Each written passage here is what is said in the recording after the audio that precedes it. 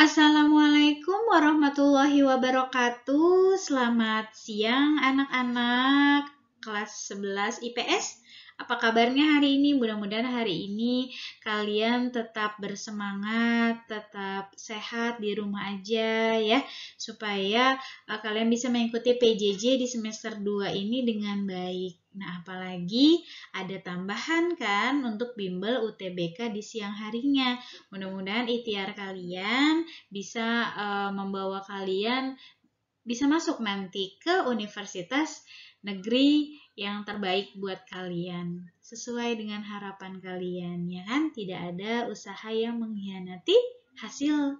Oke, untuk hari ini Ibu akan buka ya pembahasan kita dengan mengucapkan Bismillahirrohmanirrohim.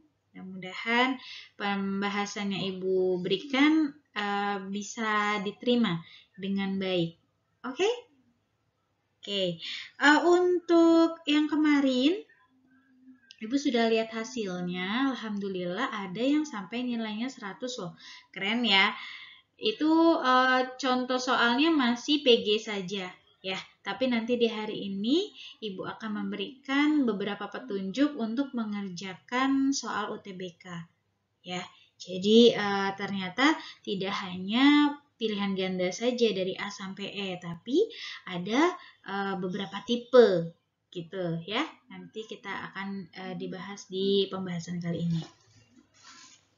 Oke, untuk kali ini kita akan membahas mengenai bab 1 ya, di mana isinya adalah tentang inti masalah ekonomi, kebutuhan, dan sistem ekonomi, di mana di situ ada nanti biaya peluang, ya kan, itu pasti keluar, itu sering banget keluar. Oke, nah untuk petunjuk pengerjaan soalnya yang tadi Ibu berikan, kalau kemarin kan hanya A, B, C, D, E gitu kan. Kalau sekarang ini ada petunjuknya.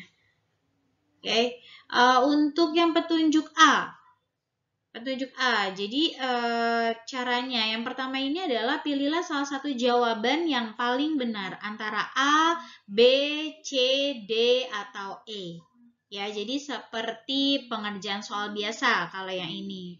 Nah, kalau yang B ini agak panjang ya. Nah, ini ada terdiri dari 3 bagian. Ada yang pernyataan, ada sebab dan alasannya yang disusun berurutan. Nah, kalau kalian milih A, ini jika pernyataannya benar, alasannya benar, dan keduanya menunjukkan hubungan sebab akibat. Ya, jadi ada hubungan di situ, sebab akibatnya. Kalau yang B, pernyataannya benar, alasannya juga benar, gitu. Tapi pernyataan ini tidak menunjukkan hubungan sebab akibat, nggak nyambung gitu, nggak nyambung ya, paham ya? Jadi mereka benar, dua-duanya benar, pernyataannya benar, tapi tidak menunjukkan hubungan sebab akibat. Ya. Oke, yang ketiga, C. Pilih C ketika jika pernyataannya benar, tapi alasannya setelah kata sebab itu salah. Itu. Jadi, pilih yang C ketika jika pernyataannya benar, alasannya salah. Nah, yang D, jika pernyataannya salah, tapi alasannya benar. Ya, jika pernyataannya salah, alasannya yang benar. Nah, yang E, jika pernyataannya salah, alasannya juga salah. Jadi, dua-duanya ini salah. Nah, itu pilihnya yang E. Oke, jadi nanti kalau apabila ada soal, ada kata-kata sebab, ya berarti pakai caranya mengerjakannya seperti ini. Antara A, pilih A, kalau dua-duanya benar dan berkaitan, atau pilih yang B jika benar dua-duanya tapi tidak ada hubungan. Apakah yang C ada yang benar salah, yang D salah benar, dan yang E salah salah. Gitu. Oke. Nah, untuk yang ketiga, petunjuk yang ketiga adalah jika, kalau pilihan ya, jika nomor 1, nomor 2, nomor 3 itu benar. Pilih yang A. Tapi kalau yang pilih yang B, jika 1 dan 3-nya yang benar. Pilih yang C ketika 2 sama 4 yang benar. D jika hanya 4 saja yang benar, dan E jika semuanya benar. Jadi biasanya optionnya ini ada 1, 2, 3, dan 4. Nah, kalian tinggal pilih. Kalau 1, 2, 3 benar berarti A. Kalau cuma 1, 3 lengkap ya. Ini lengkap ya. 1 dan 3 berarti B. Ini kalau 2 sama 4 loncat lagi berarti itu C. Kalau hanya 4-nya aja yang paling bawah berarti D. Kalau semuanya benar berarti E. Oke, nah ini akan kalian hafal ya. Harus kalian hafal. Oke. Next, selanjutnya.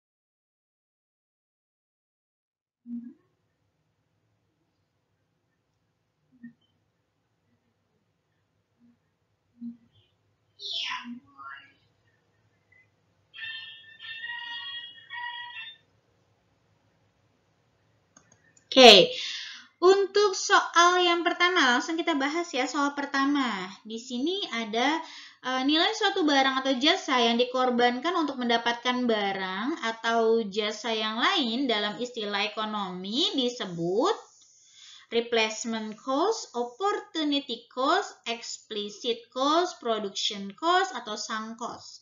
Ya, kalau di dalam ekonomi ada istilah explicit, production ada ya, opportunity juga ada, BCD ini ada. Jadi kalau ya jawabannya B ya.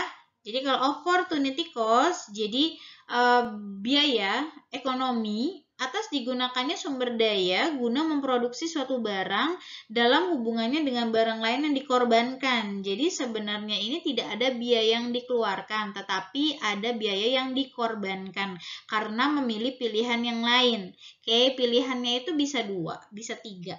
Ya, terus mana Bu biaya kosnya adalah yang paling besar yang ditinggalkan oleh kalian gitu. Jadi kalau ada pilihannya ada 1, 2, 3 lalu milih yang A misalnya, lalu opportunity cost-nya yang mana Bu? Yang B apa yang C? Kalian lihat nominalnya. Apabila nominal yang paling besar adalah C ya berarti opportunity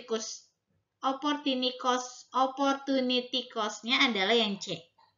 Oke, jadi yang pilih adalah yang besar, bukan di jumlah. Oke, bukan caranya di jumlah, bukan pilih yang paling kecil, tapi adalah yang paling besar. Nah, itu opportunity cost. Nah, kalau explicit ini adalah biaya yang sebenarnya ya, biaya yang sebenarnya. Jadi yang benar-benar dikeluarkan oleh kalian gitu. Dalam sehari-hari misalnya. Nah, kalau yang production cost berarti biaya produksi. Ya, biaya produksi ketika kalian menjadi pengusaha, produsen. Nah, baru ada biaya produksinya. Oke? Jadi itu tentang opportunity cost ya. Jadi kalau hubungannya ada kata-kata dikorbankan berarti jawabannya adalah opportunity cost. Oke? Next.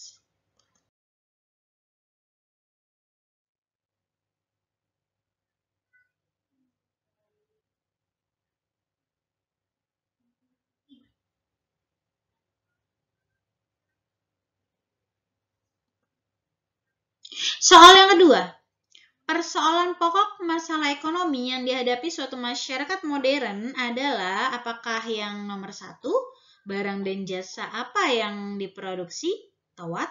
2, bagaimana cara memproduksinya atau how? 3, untuk siapakah barang tersebut diproduksikan, for whom? Ataukah yang keempat, kapan memproduksi barang tersebut atau when? Nah, ini soal tipe yang keberapa nih tadi? Petunjuk yang keberapa yang Ibu kasih? 1, 2, atau 3? Jadi ini pilihannya adalah angka ya. Jadi pilih angka. Kalian bisa 1, 2, 3 benar ya. 1, 3 benar, 2, 4 benar, atau 4-nya aja. Atau tidak benar semuanya gitu. Jika semuanya salah. Nah,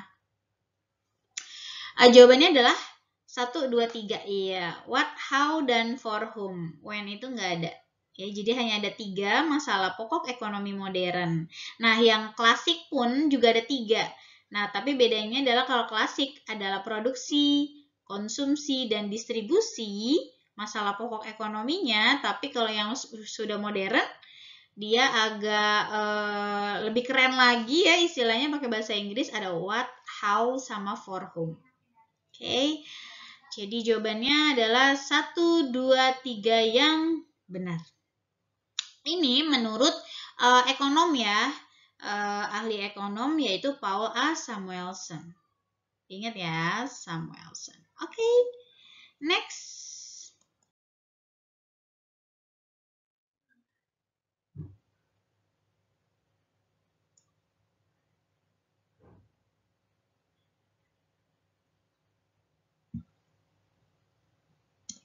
Oke, soal yang ketiga, pertanyaan-pertanyaan dasar ilmu ekonomi dapat dipecahkan dengan sistem organisasi ekonomi.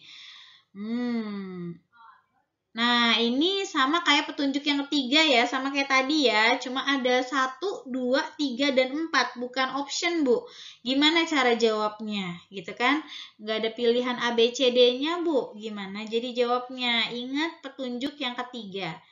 Oke, nah di sini organisasi ekonomi berarti berhubungan sama, masih ingat nggak, circular flow diagram, di mana ada pelaku kegiatan ekonomi, ya. Di situ ada RTK, ada RTP, ada pemerintah dan masyarakat luar negeri. Nah, jawabannya adalah yang A, 1, 2, 3. Jadi, Bu, ini dualistik apa ya? Dualistik itu adalah hubungan, ya, hubungan antara rumah tangga produksi dengan rumah tangga konsumsi. Ya, jadi saling timbal balik. Nah, itu namanya dualistik. Nah, untuk yang ekonomi pasar nggak ada. Ya, dalam organisasi ekonomi tidak ada ekonomi pasar. Ya, kalau di sistem ekonomi baru ada sistem ekonomi pasar. Tapi kalau organisasi ekonomi, yaitu pelaku kegiatan ekonomi, itu tidak ada ekonomi pasar. Oke, cuma ada rumah tangga konsumen, atau di sini rumah tangga konsumsi, rumah tangga produksi, perusahaan, dan ekonomi dualistik. Jadi hubungannya, timbal baliknya. Oke, next.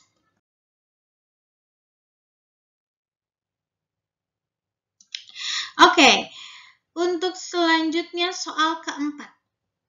Menurut Hildebrand, perkembangan perekonomian terdiri dari beberapa masa, yaitu masa pertukaran dengan, apa jawabannya?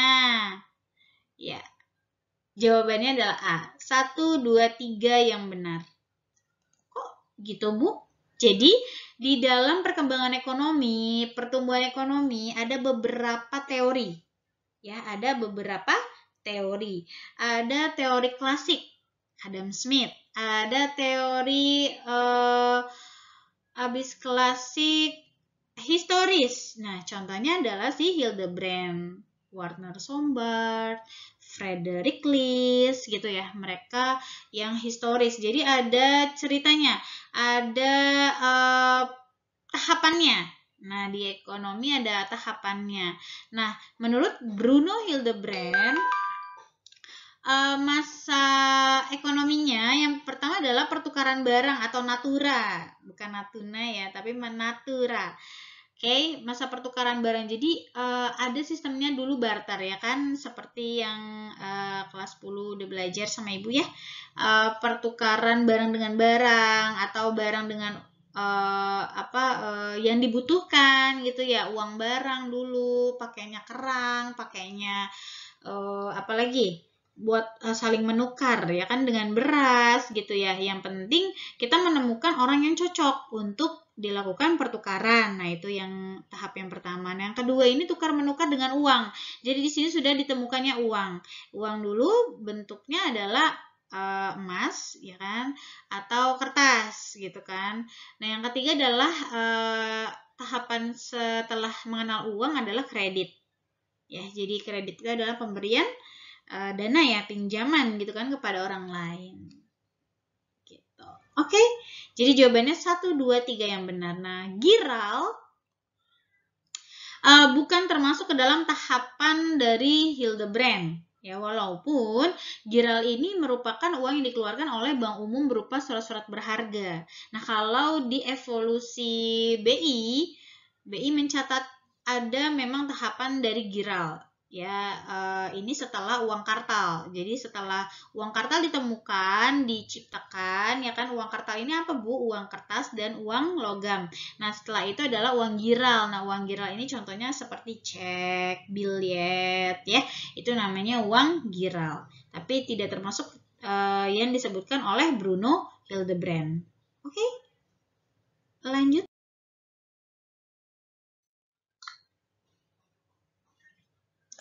Oke, soal yang kelima. Masalah dasar ekonomi makro dari setiap masyarakat adalah, nah ini tipenya yang ketiga lagi, Bu. 1, 2, 3, dan 4. Ya, 1 inflasi, pengangguran, pertumbuhan ekonomi, alokasi sumber daya perusahaan. Jawabannya yang A, 1, 2, 3 yang benar. Kenapa yang keempat tidak benar? Karena yang keempat ini termasuk ke dalam produksi konsumsi. Nah, ini berhubungan sama mikro, yaitu mencerminkan perilaku pelaku ekonomi. Nah, itu termasuk ke dalam mikro. Nah, kalau yang makro biasanya ini berhubungan sama keadaan ekonomi di suatu negara, gitu. Nah, kita lihat di sini. Ya, inflasi, jumlah uang beredar lebih banyak daripada jumlah barang dan jasa. Nah, itu yang disebut dengan inflasi.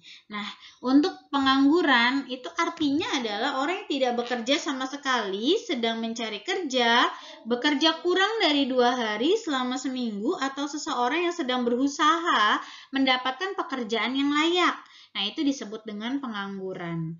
Nah, kemiskinan, keadaan saat ketidakmampuan untuk memenuhi kebutuhan dasar seperti makanan, pakaian, rumah, pendidikan, kesehatan, gitu ya. Dan yang terakhir adalah pertumbuhan ekonomi. Nah, pertumbuhan ekonomi ini adalah peningkatan kemampuan dari suatu perekonomian dalam memproduksi barang dan jasa. Di kelas 11 kan sudah belajar ya, dengan Pak Rifat, yaitu GDP, GNP, gitu kan, sudah belajar. Nah, ini merupakan pertumbuhan ekonomi, ya, hanya memperhatikan angkanya saja, tidak dengan kualitasnya. Ya, jadi si inflasi, pengangguran, dan pertumbuhan ekonomi ini saling berkaitan. Nah, yang beda adalah si alokasi sumber daya perusahaan ini. Oke, bisa kita lanjutkan. Soal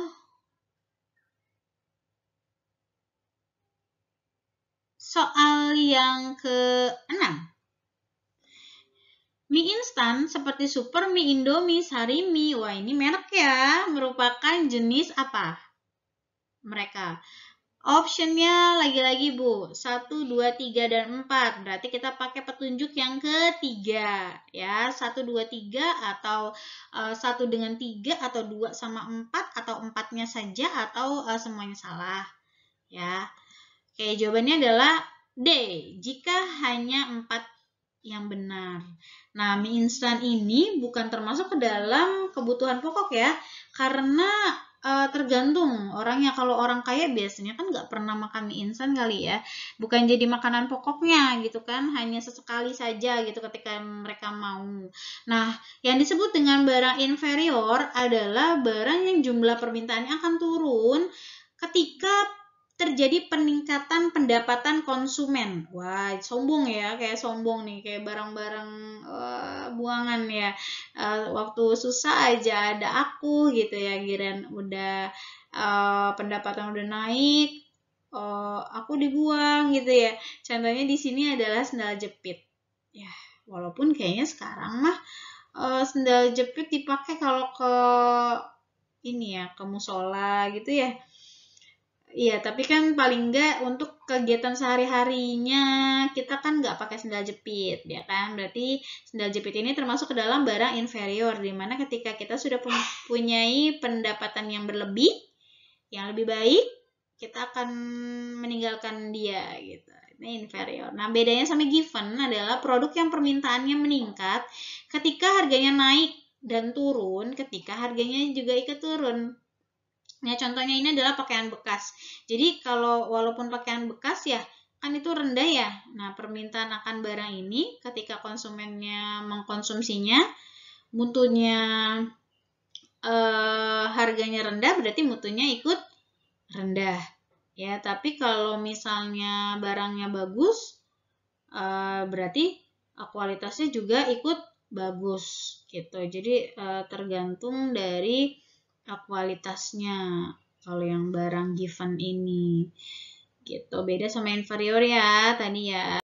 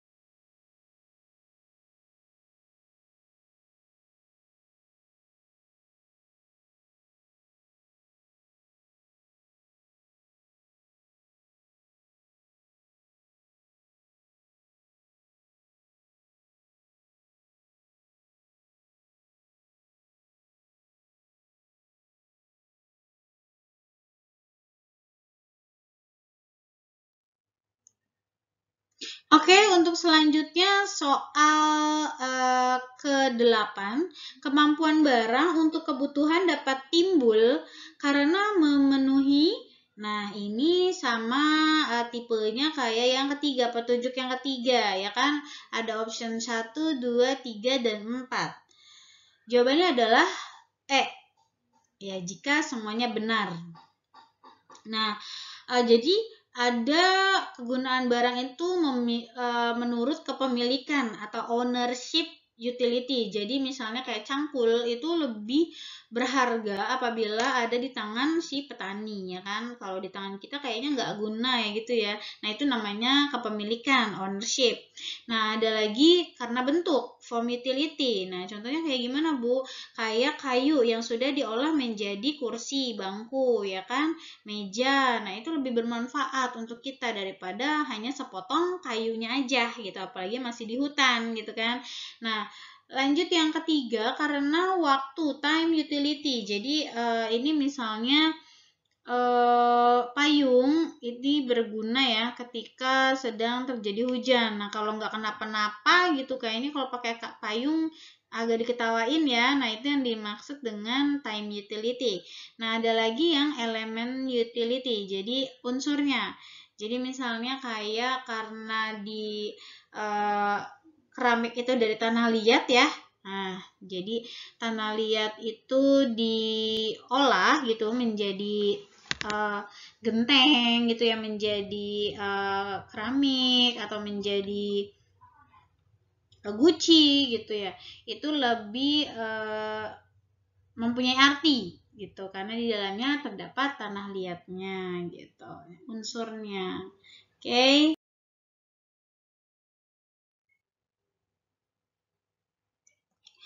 Soal ke-9 kurva lagi ya, walaupun di sesi ini tidak ada hitung-menghitung ya, tapi tetap ada kurvanya walaupun ini hanya teorinya saja. Kurva yang menjelaskan kombinasi dua jenis barang yang membutuhkan anggaran yang sama disebut apa? Ayo. Ya, budget line curve. Apa, Bu, budget line curve? Kita bahas yang pertama dulu, indifference curve. Nah, ini ada di option C dan option A ya, berhubungan sama consumer behavior curve.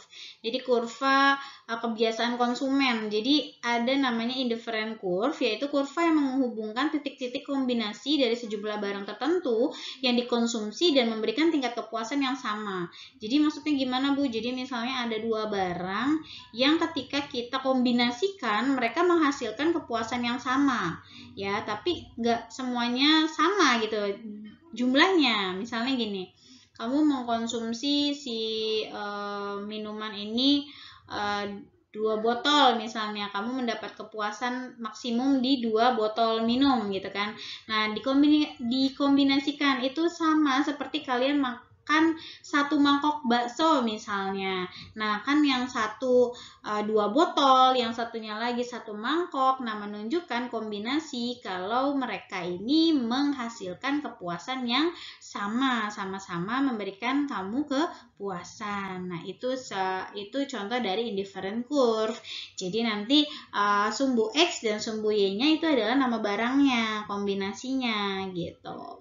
Jadi bukan P dan Q ya, kalau di dalam ekonomi kan gitu ya, yang berdiri yang sumbu X-nya itu adalah Q, yang sumbu vertikalnya adalah P, harga. Tapi kalau di indifferent curve, antara sumbu P dan Q-nya itu berganti menjadi jenis barang. Ada lagi isokos. Nah, ini berhubungan sama biaya kombinasi gabungan penggunaan input faktor produksi dengan biaya yang dikeluarkan sama jenis barangnya. Jadi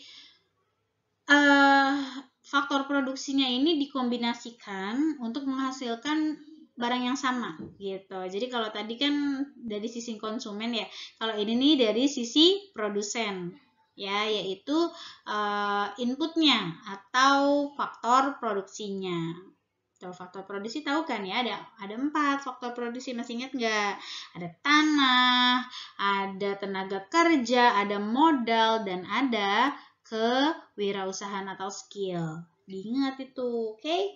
Nah, untuk yang isokwan, nah ini mirip sama isokos, tapi bedanya adalah kalau tadi isokos ini lebih ke biayanya ya, tapi kalau yang isokwan ini lebih ke faktor produksinya apa gitu, kombinasinya seperti apa untuk menghasilkan produksi yang sama.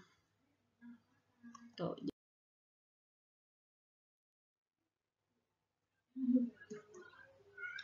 Nah, untuk yang soal ke-10 dari kelima negara berikut ini, yakni Thailand, Kuba, Korea Utara, Australia, dan Vietnam, yang cenderung menganut sistem ekonomi komando adalah, nah ini optionnya, ini seperti biasa ya, berarti ini petunjuk yang pertama. Gitu kan, Thailand Korea, Kuba Australia, Kuba Korea Utara, Kuba Vietnam, dan Korea Utara dan Vietnam. Jadi kalau yang komando ini adalah yang terpusat, jadi sistemnya yang mengendalikan adalah si pemerintah gitu ya. Nah, jawabannya adalah C, Kuba dan Korea Utara. Nah, kita lihat penjelasannya. Sistem ekonomi komando atau yang juga sering disebut dengan sistem ekonomi terpusat, di mana pemerintah memegang kontrol penuh terhadap seluruh kegiatan ekonomi yang terjadi di pasar. Negara yang menganut sistem ekonomi komando ini adalah Kuba, Korea Utara, Uni Soviet, negara Eropa Timur sebelum era 1990. Nah gitu, jadi dikit ya sekarang ya yang menganut sistem komando. Jadi hanya beberapa negara itu saja. Itu karena sekarang rata-rata menggunakan sistem ekonomi campuran atau liberal gitu. Nah, Bu, negatif apa positif? Jadi tergantung lagi dari sumber dayanya gitu kan. Kalau dia memang cocoknya sumber dayanya dikuasai oleh negara seperti kita ya, ada kombinasinya antara swasta dengan pihak pemerintah gitu. Jadi saling bekerja sama. Jadi nggak semuanya dikuasain oleh pemerintah, nggak semuanya dikuasain oleh swasta gitu. Jadi yang lebih imbang sih seperti itu ya harusnya gitu.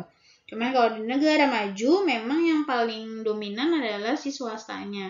Jadi kalau kamu menjadi produsen di negara maju, apabila produk kamu tidak menghasilkan punya ciri khas tertentu, ya nggak akan laku gitu kan. Jadi perlu inovasi di situ seperti soal yang kemarin ya. Jadi kalau di sistem ekonomi liberal yang harus solusinya adalah kita sebagai produsen ini harus mempunyai ciri khas ya atau inovasi agar barang kita tetap laku di pasaran. Begitu. Oke, terima kasih untuk perhatiannya hari ini. Kita sudah membahas 10 soal ya untuk materi bab 1. Nanti next minggu depan tanggal 25 ya, 25 Februari itu kita akan membahas mengenai bab 2 yaitu permintaan penawaran harga keseimbangan dan elastisitas. Berarti akan ada hitung-hitung menghitung. Oke. Jadi siapkan diri kalian. Kita akan ketemu lagi di tanggal 25. Oke, Ibu tutup ya pembahasan UTBK kelas 11 siang ini untuk ekonomi. Assalamualaikum warahmatullahi wabarakatuh. Kamsahamnida.